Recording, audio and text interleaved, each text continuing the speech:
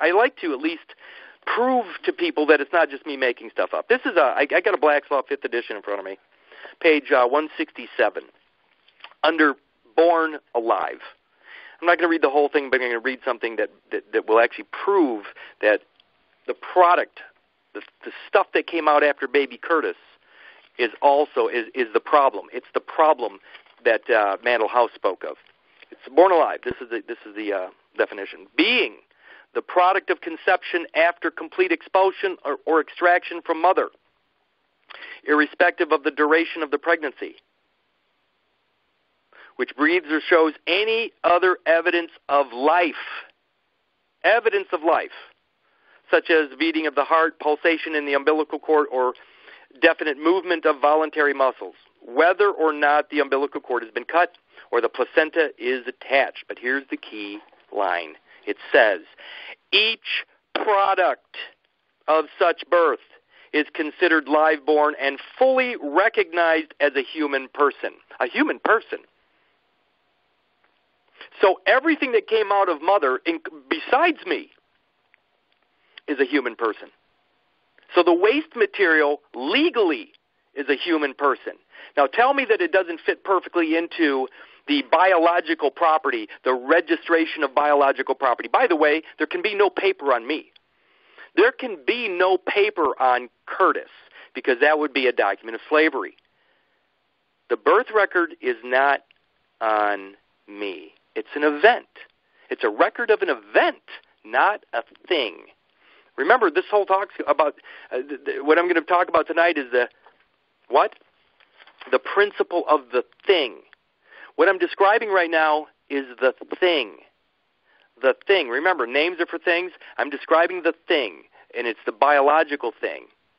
Now, ask yourself this: did that material that came out of mother after me, is it possible? Was it even capable of self-sustaining life? Did it have a heart, lungs, brain? Did it breathe? Did it do anything? No, it absolutely did not. Was it alive when it came out of mother? Absolutely, it was alive. But was it going to stay alive? No, it wasn't. In fact, if you look up the definition of decedent, all it means is dying. So that afterbirth material, that waste DNA, that was dying the moment it arrived. It was a decedent the moment it arrived, a legal decedent. It was dying. And what did they do with that? The remains, the stuff that was left behind as abandoned property. They gave it a name. And that name was the name that was on the paperwork that my mother, as author, but my mother filled out. Curtis Richard Kallenbach. Curtis Richard Kallenbach. That's the name of the afterbirth material. Now, the funny thing is, does that material match me? Does the afterbirth match me? Well, there's two sides to that. Number one, the chorion, which is my exact, well, it's a twin genetically, but obviously it didn't turn into a twin. It became something, it became afterbirth material. But that's the fetal afterbirth, which is called the chorion. That does match me genetically. But what about the maternal placenta, the maternal afterbirth? No. That is pure product of mom, and that does not have any biological father at all.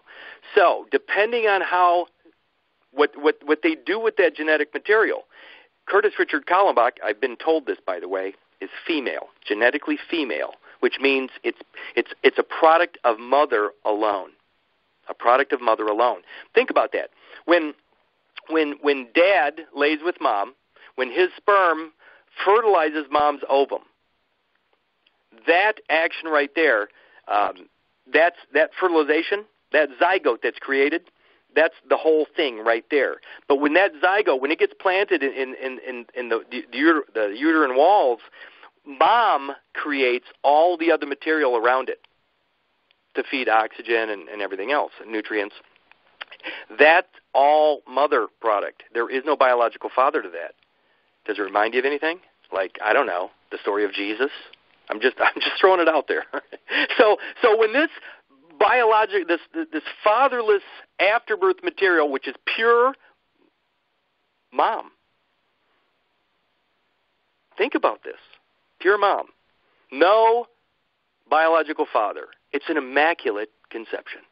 No earthly father to that other child, which they even legally call born alive. Each product of such birth is considered live-born and fully recognized as a human person. But that one that came out after me has no biological father. It's pure mom. Pure mom. Anyway, what I'm trying to do is I'm pointing out that my mindset, I was no longer stuck in the idea, in the what I've been told or what I've been taught.